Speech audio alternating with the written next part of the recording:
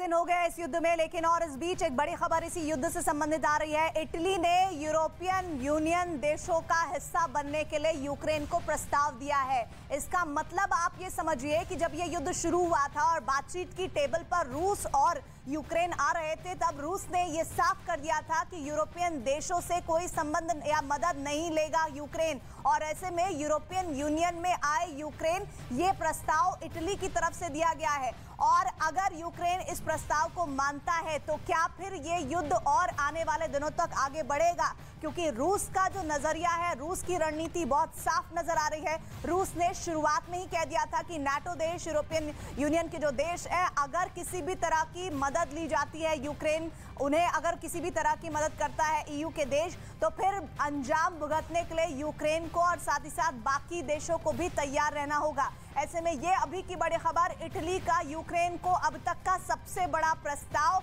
कि वो शामिल हो जाए यूरोपियन यूनियन में। और अगर ऐसा होता है तो इसके रेपरकशंस क्या होते हैं, यानी कि इसका असर क्या होता है। और ग्लोबली अगर दुनिया के मंच पर देखें तो ये अपने आप में बेहद अहम खबर है, लेकिन इस अहम खबर पर यूक्रेन का क्या स्टैंड है वो देखना होगा, क्योंकि वो भी तब ऐसे में विध्वंसकारी तबाही की ओर यूक्रेन 27 दिनों के भीतर पहुंच चुका है।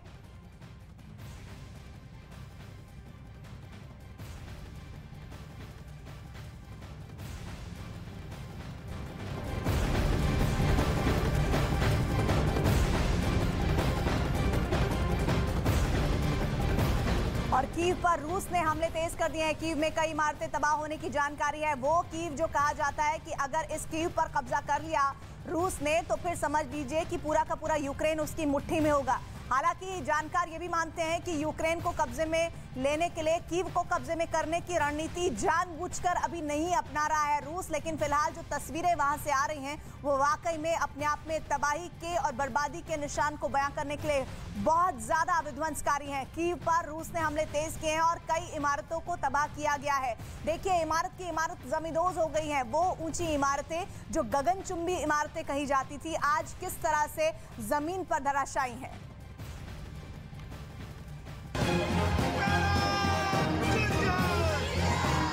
I have told you, if you want to know the truth, you should appoint a commission.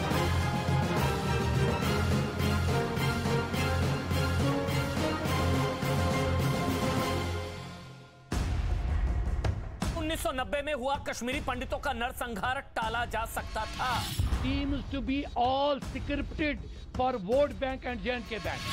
ये दुर्घटना या संयोग नहीं था, ये एक बहुत दुखद षड्यंत्र का हिस्सा था। पूरा माहौल बनाया दहशत का, ताकि कश्मीरी हिंदू वहां से बाहर निकले।